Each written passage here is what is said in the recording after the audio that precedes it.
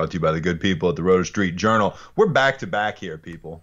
We're paving your way to fantasy excellence. We're your lead blocker. I am your host, Nat the Truth Jones. You just heard me yesterday. With me, as always, the Wolf of Roto Street himself, in the person, in the flesh, in the fur, whatever the hell you want to call him. How you doing, Wolf? Furry as ever, except on the top of the head. The haircuts are still looking both great on both sides, I would say. Okay. You're holding up pretty well over there. Thank you. Yeah, doing very well, though. Free agency fireworks are just firing off in all cylinders. Obviously, last time we covered the biggins of OBJ, AB, and Le'Veon, just the fantasy megastars, but there's still so many humongous moves. So, I mean, I haven't slept in like 5 days. I've just been up recording videos till like 12:30 at night. I got yelled at last night by my neighbors for taking my 8th take at 12:30 a.m. about my slacks being stained for Odell Beckham. They're like, shut up about your fucking slacks. So that was pretty fun. But no, I love it, man. It's the free agency fallout, the frenzy. It's the best, and I can't wait to cover the rest for you if I haven't gone completely insane by now. All right, well, I'm working on a limited schedule tonight, so we gotta fly through odds are the Wolf is going to finish this one on his own, but I'm at least going to be here with you for about the first half hour or so. So we're going to dive right into it. Before we get into the other guys, I mean, and of course we're talking about the other guys other than OBJ, Antonio Brown, Le'Veon Bell. Obviously, those are the three massive ones. You have a little bit of a warning you want to throw out to the people out there before they get too excited about some of these team changes as far as it relates to fantasy. And I have a comment on it once you give it. So go ahead. Absolutely. This is from our good friend Scott Barrett, friend of the pod, visited us last year, and we'll be back this year. Can't wait, from Pro Football Focus. He tossed out a friendly reminder that NFL players changing teams in free agency very rarely beat their ADP that year or even improve by fantasy points per game, despite everyone getting all hot and horny about their new teams. And I'm one of them. I always get all jacked up about new landing spots. They cut out the hot, but the horny definitely exists here. But since 2010, he did like a quick chart study about all the different free agents who have moved around. Only 27.3% of quarterbacks that have changed teams and then been drafted have matched or beat their ADP, and only 45% actually improved their fantasy points per game. Running backs, even worse, only 6 of 35, that's 17%, beat the ADP on their new teams, 38% of them improving in fantasy points per game. And then the top 48 receivers, 34.9% beat the ADP, so that's like the highest of all of them. Still not good. You're looking at like a third of them actually beating their ADP, with 31% of them improving on their fantasy points per game. And then you got tight ends, literally 0%, 0 out of 15 have actually improved on their new landing spot in terms of ADP. 40% have seen a spike in fantasy points, but they're overdrafted even still. So definitely some stats you got to take note of. Is less than half across the board, every position, every single one, as far as their fantasy. I mean, let's think about Jimmy Graham to the Packers, and everyone's like, oh my gosh, or Jimmy Graham touchdowns. To the Seahawks. Graham. Remember when Jimmy Graham went to the Seahawks? I mean, we worked together then, and we were just both like, oh my gosh, that's not even fair. Right, exactly. And he sucked, right. I mean, it happens. So temper your expectations, people. Now, I will say, of the three guys we discussed yesterday, I expect two of their productions to go down. I mean, I think Antonio Brown and Le'Veon Bell will not. I mean, Le'Veon Bell's production last year was 0, so I expect that to go up, actually. But, I expect since him to 2017, his old expect Beckham's to go up, and maybe I'm kidding myself. Maybe it won't, because, I mean, it's not like his numbers were bad last year. But anyway. You're not kidding yourself, dude. This guy's maybe the best receiver in the game, and he's now getting a humongous QB upgrade. We went into depth of it. If you haven't heard that one, episode 70, I'll get all jazzed up about Odell again and just waste the slacks again. Oh, God, I already had to twice today. Oh, God. I'll tell you what, once we take off at RSJ, we're going to have to really sink some money into the slacks budget. Exactly. Because, we're just burning through money on slacks right around the trade deadline. We got to do something about that. Or maybe put out some Roto Street Journal slacks with extra absorbent, like crotch, absorbing wick fibers or something. Absolutely. Anyway, let's get down to business here. Let's talk risers real quick. I'm going to get as many of these things in before I got to go. First issue, Chris Godwin, Mike Evans, O.J. Howard to feast on the vacated volume in Tampa Bay, of course. What do you think, man? Absolutely. We got Adam Humphries and Deshaun Jackson gone now. That just those two combined for 183 targets, 1,560 yards, and 9 touchdowns. And the Bucs overall rank 4th in total vacated targets with 229 total, 2,193 yards. And that's all going to be opened up inside of Bruce Arians' explosive scheme. So this is huge news. Mike Evans was already going to be your second rounder, but he was falling to, right to the tail end of round 2, sometimes even into round 3. To me, he vaults right up into Mike Thomas, Tyreek Hill, Juju territory as a very acceptable wide receiver 1. He actually last year trailed only Tyreek Hill in deep yardage, 543 yards on 20-plus yard throws, and now we'll have even more vacated deep yardage with Deshaun Jackson no longer roaming that part of the field. And Bruce Arians, no risk it, no biscuit, loves to sling it deep. So this is an alpha wide receiver 1 that can run the entire route tree. That size outmuscles defenses, just unbelievable. And I think he's had that kind of on and off trend. He was obviously on last year as the top 5 receiver in fantasy. I don't think he goes backwards. I think he stays right up in that range of the top 7 or so fantasy receivers. Godwin's the sexy name. Everybody loves him in the fantasy community, and for good reason. He's got a 6'1" frame, but he plays bigger than that because he's got excellent body control, great leaping ability. And the reason I really like this guy, especially with Humphries gone, is he seems pegged for that slot role in Bruce Arians' offense. And that's where Larry Fitzgerald, that late career resurgence happened, where he gets sent on deep slants and uses his big frame to post up defenders, especially in the red zone. Godwin's very similarly talented in that sense and runs a very similar route tree to Larry Fitz. So I think that could be an absolute money roll for Chris Godwin. He's up to 56 on my big board. That's +8 against the ECR. But somebody that I see getting hated on and doesn't make any sense to me is O.J. Howard. Now, this is one of those things. Coaching trends can be actually correlation traps. And you know me, I love coaching trends as much as anybody. I break them down, dig in, and yes, Bruce Arians' tight end production has been very lackluster, but I mean, he's been thrown to Jermaine Gresham and fucking like Rob Hausler and all these just disgusting names. He hasn't had an O.J. Howard. I mean, this guy's ridiculous. He's averaged 16.6 yards per catch as a behemoth, 6'6", 251-pound, just monster that runs a 4.51 40. That's faster than Mike Evans. And again, Bruce Arians' calling card is going deep, slinging the rock, finding mismatches. There's not a better mismatch weapon than O.J. Howard. He was fantasy's tight end 5 last year in points per game before going down, and now he's in a prime position to even get more deep targets with Deshaun Jackson gone. I absolutely love this guy. I'm 13 spots higher than the ECR, up at 50. My clear-cut tight end 5, and I think he could absolutely explode as long as he stays healthy. That's the risk with him, but overall, all that open volume for those 3 weapons especially is going to be a beautiful thing in this explosive scheme.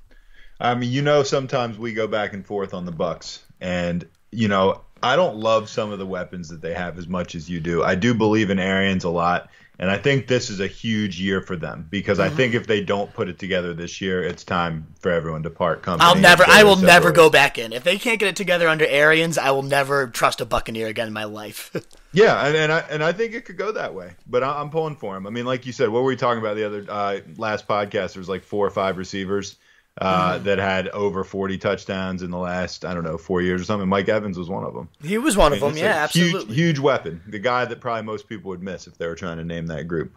Exactly. Right. Mark Ingram landing in an ideal Ravens value hole, and might I say, filling that value hole quite admirably. Oh, yeah, fills it beautifully. Absolutely. And we talked about this 2 episodes ago on episode 69, speaking of value holes and filling them. Yeah. Episode 69. Yeah, lots of dinner for 2. Mark Ingram in the perfect spot here with the Ravens, though. We said this would be the ideal fit, and ask and ye shall receive. He lands there. The reason we labeled it such a great fit was because of how run-heavy they're going to be. I actually dug in a little bit more since that podcast, and when Lamar Jackson took over in Week 11, they ran the ball 64% of the time. That's a record-setting pace. It's unbelievably ridiculously slanted. The average is 42% runs, so they were 22% higher in the run rate than any other team. So the ground pie is obviously going to be enormous when you got Lamar Jackson at QB. You got Mark Ingram back. They're probably going to be in line for 270, 300 carries in this offense, and it's Greg Roman's scheme. We talked a lot about him. Insanely productive run game. Over 6 seasons calling plays. All of them have ranked within the top 10 in rushing yardage and attempts. 2 of those teams have been number 1 in rushing touchdowns, and he just thrives with the mobile quarterbacks with Tyrod Taylor, Colin Kaepernick. He's made great offenses around their running ability and opening up those cutback lanes, and Ingram's going to be the perfect fit. He's a great receiver as well. He's got 250 catch seasons in the last 4 years. He's averaged 4.5 yards per carry since 2014. That's he has the most seasons of that, even more than Todd Gurley since 2015. So very efficient, falls forward, runs hard and fast, just hits the hole. So this guy is going to get a humongous slice of ground pie and a perfect fitting power run game of Greg Roman and wide open cutback lanes because of Mark Roman's scheme and Lamar Jackson's rushing ability. I love everything about this. He shoots right up into my elite RB2 with definite RB1 upside guys in my top 30-ish or so big board. If he falls to round 3, mid-round 3 or so, I think you're getting an absolute steal in Mark Ingram. All right, and when we talk about Mark Ingram, and I agree, by the way, I think he's a great fit for the Ravens. I'm assuming they're going to use him the right way. We'll see what that is. We'll see if they actually fall in line, but I think he's a good fit.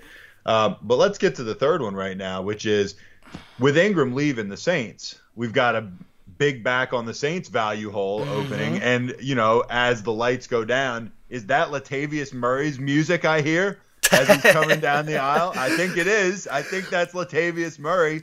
Talk to me about his returning from the fantasy graveyard. It's Latavius Murray, weighing in at 250 pounds, 6'1". He's back, folks. Yes, it absolutely is Latavius Murray, and the guy's in the absolute perfect spot to be a fantasy beast. And I don't say that lightly. This guy is going from complete obscurity to now ranking in my 7th round right now. But I feel like I'm almost low on him. The more I dug into the stats tonight, I probably will once I relook at this because I dug into the stats tonight and haven't been able to update my big board since.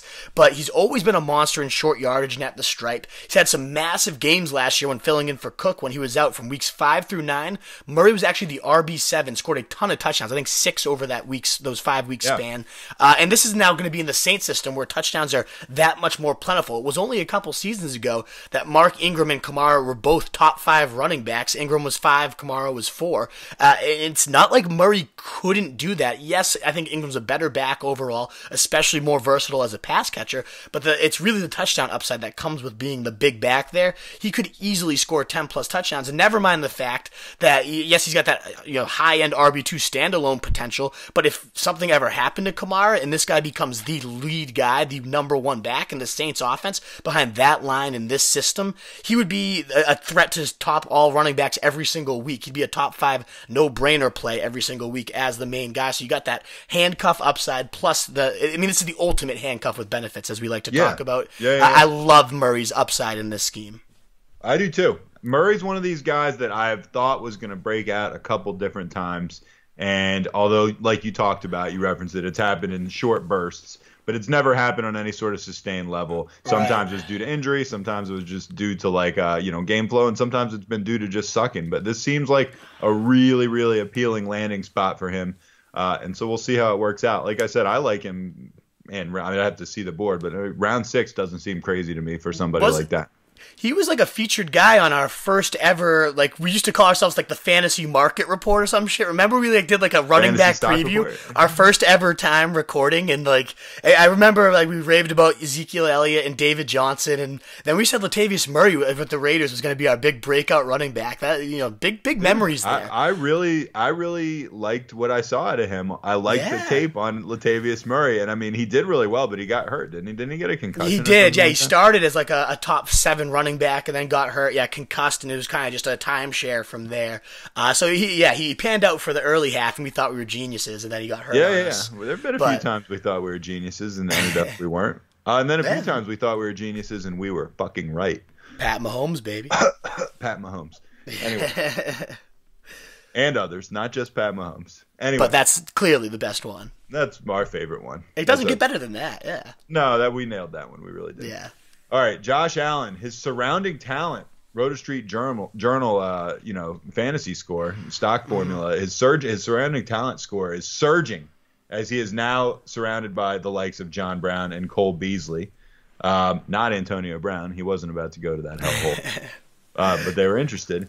What was his score and what is it now? When you talk about it surging, what kind of upswing are we going to see for someone like Josh Allen? I haven't done the exact numbers in terms of what it will be. I know it was just bottom barrel. He had nobody to really throw to. Zero. I know, there's literally no weapons there. And it's not like John Brown and like Cole Beasley are these world beater, like elite talents. No, but what professional NFL receivers. They're both certainly guys. Exactly much higher than what he had. What was really important is how perfect they fit Josh Allen's skill set, which is just roping the ball as far as he can downfield and hoping somebody goes and tracks it. Like nobody's better than John Brown at that, who runs a 4.34. An unbelievable deep guy. And then you got Robert Foster, who blew up last year, was a top 20 receiver over the last 4 weeks. He runs a 4.41. Zay Jones has some speed at 4.45, and then you get a nice security blanket in Cole Beasley. That's like a sneaky, perfect fitting type of cast for this deep ball for Pro Football Focus. Allen's 19.7% of his rookie year passes went 20 plus yards. That was best in the league lead. And he also led the league in air yards per attempt. So this guy just loves to sling it deep. That's what they call for this guy, and now they give him the perfect deep type of cast. And this stat blew my mind. I couldn't believe it because I knew he kind of blew up down the stretch, so I looked at his games since he returned back from bye. It was week 12 he got back there. After week 12, he was the number 2 quarterback in fantasy football behind only Deshaun Watson. So yes, Josh Allen scored more points than Pat Mahomes, Andrew Luck, Aaron Rodgers. Josh Allen was the number 2 quarterback. A lot of it was rushing points, and those aren't going to go away, but now you give this guy some actual weapons to throw to go with those leg points. I don't know, man. This guy could be a absolute steal. That is the most fucking ridiculous stat you've ever Isn't thrown it? out on It's this insane. show. And remember, we were calling him I know like we're for only like talking about like a 6-week sample, but come on, man. Are you serious? I am very serious. Remember, too, we do the whole like Hail Mary segment on our preview shows, and Josh Allen kept being our guy, and he kept coming through true. for us. He was a Hail Mary a bunch of times. That we called it. Yeah, so I kind of have to owe it to Josh Allen to really send this guy up the rankings because he's got some serious upside. He's already flashed it, and now with that much more weaponry, I'm pretty excited about him this year. If you can get him in rounds like 12, 13, sneaky upside because it looks so gross, but it's actually pretty decent. Speaking of flashing it, didn't Zay Jones attack someone like naked at some point in the offseason? I think he like ran through a glass window naked and attacked a human being of some sort. Okay. But that was last offseason, right? Going on. Oh, there's certainly nudity, and I think there's lots of glass inside bad parts too. So it's pretty fucked up. Yeah. Like I'm just picturing Zay Jones naked running through a window with like glass shards as he's just screaming on drugs. Well, that's exactly what I'm picturing. Maybe on some of the purple drank. Yeah, absolutely. I'm definitely picturing the same thing. So, but he does run a fast 40, so I guess nothing else matters. He could run down the field nude and with glass shards. Glass window or whatever the hell it was. We haven't even. Yeah, I might be completely making that up too. I don't know if there's any validity to that, but I think there's something about him going through a window. If I just made that up, apologies to Zay Jones and his family. But we know they're avid listeners. Some element of truth to it, no apology. Absolutely. I think there is. I think there's at least some element of glass and nudity. As long as it's like 10% true, that's enough for me. I'll give us 10%, yeah. All right, fair enough. Honorable mention as far as risers. Let's talk about Chris Carson and Rashaad Penny. Sure volume bets after Mike Davis leaves. Yeah, I guess that's fair. Yeah, it's nothing huge, but it is a guy that had 112 carries. That's not a small chunk of ground pie. And he also had 43 targets and 34 receptions, which was the most of any of those guys. So it is a significant, hefty part of the volume there. And they're the run-heaviest team in the league last year. And I was a little bit down on Carson. They're talking about a 1-2 punch. They kind of sneakily had a 1-2 punch already with Mike Davis. So, hey, if he gets out of here, maybe Carson can maintain that high-end RB2, even low-end RB1 style value. I feel a lot better about Carson with Davis removed right now. What do you think about just how the Seahawks are running their team in general? Don't you seem like the Seahawks, maybe more than any team in the league, are just kind of going by like whatever Pete Carroll feels like doing on a given play anytime? And they're done, whereas Belichick does that, but I feel like he's got like data and a rhyme or reason for believing it. Kind of seems like Pete Carroll to me sometimes is just like, all right, this is what we're going to do. And like, trust in the gut. Yeah, I think he's a huge gut truster guy. And he's just every chew of gum, he just like, that's the one. Like the fifth chew of gum, the play comes to his mind as he like bites on his tongue a little bit. Yeah, that's probably what he does. I actually kind of like Pete Carroll. I love the energy he brings, the way he rallies his team. I think he's not really helped his team out that much last game. Certainly in the playoffs last year when he wouldn't abandon the run and they were down the entire game. You got Russell Wilson, one of the best comeback guys in the league. Yeah, right. He screwed him over last year for sure. Well, that's kind of what I'm talking about. He's like, we're going to pound the rock. We're going to pound the rock. I mean, I don't know. Anyway. To a fault, yeah. I digress. All right, Derrick Henry's line has been beefed up with the addition of Roger Saffold, and I definitely want to hear your quick thoughts on that pickup. But I want to hear about Derrick Henry in general. Nobody has jerked us around more than Derrick Henry. I know, and I think he's going to finally. Yeah, what do you think? I mean, yes, you're damn right. Our balls are as swollen and as blue as can be from Derrick Henry because we've been trying to chase that big monster back with the Von Miller measurables forever. I think this is the year. maybe he's going to leave me, just kick me in the nuts while they're swollen and blue. But I really think this is going to be the year. Arthur Smith, their new offensive coordinator, was their tight end coach last year and has come in and said, we want an ugly, grinded out style offense. They go and add the best guard free agent in the game, the number 3 ranked run blocking guard from the Rams, who obviously was paving massive holes for Todd Gurley these last couple of years. So you got the ugly, grinded out style offense, another addition to the line that was already pretty damn beefy. And by the second half of last year, they became, they were horrible in the beginning of the year. I think they had some injuries and whatnot. But the second half, when Derrick Henry really started to take off, there's a stat that I forget the exact amount of yardage before getting hit, but Derrick Henry led the league and like the holes were that gaping. He wasn't getting hit, and he was just bulldozing when he got into the open field and steam. If that maintains and that's what they want, and Vrabel's already said we want him to do what he did at the end of last year for a full season, that would be fantastic for all of us. Of course it would be. So he's going to get that shot this year, and I don't think he looks back, especially when you beef up the line like they are right now. All right, so where is he on your big board right now? I mean, obviously a ton's going to change, but 23, I think, off the top of my head. He's late second round, and that's about 12 spots higher than the ECR right now. They're looking at like a late third round. To me, he's a round higher than what the experts have right now. Yeah, to me, like he's either I don't know. This is going to sound really stupid, but to me, he's either like a late first round, early second round guy, or like I wouldn't touch him at all. Exactly. That's where I'm looking at. I'm like, either like this guy is going to blow up and be like maybe a top 5 running back or better, or like I'm going to get screwed if I take him as high as I would have to take him to get him. So my guess is I'm probably not going to end up drafting him. But if you told me this guy's going to be like overall number 15 or whatever, I'd be like, yeah, that's not crazy. Absolutely, yeah. If nobody finished with more fantasy points to end the season last year, so if he picks up where he left off, not even Josh Allen. Not even Josh Allen. I meant at the running back position. I wonder who actually scored more points between those two. Oh God, that's going to be my fantasy team right now: Josh Allen and Derrick Henry. Holy shit! I would be shaking in my boots if that's my team. And Cameron Brate. Anyway. Oh God, get him out of here! Fuck that guy. All right, we're gonna hit fallers, but I'm gonna cut out of here.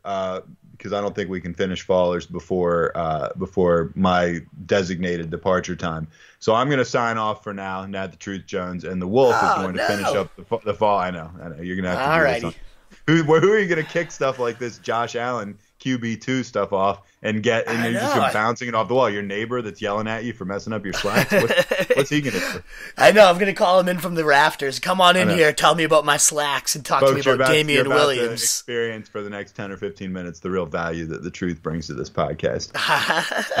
Absolutely. We were back and forth pretty good tonight too. We're really hitting our groove. I've been missing it. It's been fun, and subjects like this are really fun to talk about. This is good stuff. This is it's long-standing. We know that we have a real problem. It's early March, and we're just really fired up about this stuff. And we're talking about your big board, and our drafts won't be for 5 months at least. So, anyway, exactly. That's how you know it's our shit. All right, man. Well, all right. Well, best luck with the dad life. But stay tuned because the Wolf is going to tell you all about the fallers, and who knows what else the hell he'll talk about without me to filter what the hell's coming out of his mouth. So I'm Nat the Truth Jones, and I'll see you guys next time. All right, so when you finish the end of this, just shoot it to me, and cool. I'm going to get this part of it ready. Perfect. And I should just be able to throw it on the end. And okay, perfect. Yeah, I'll record the rest of this and send it on to you. Yep, send me a description too. Yeah, sorry I got there late. Obviously, as you look at the agenda, it's a fucking... Sorry I couldn't hang on till the end, but, No worries. Alrighty, I'll do us proud. All right, man. Later. See you, dude.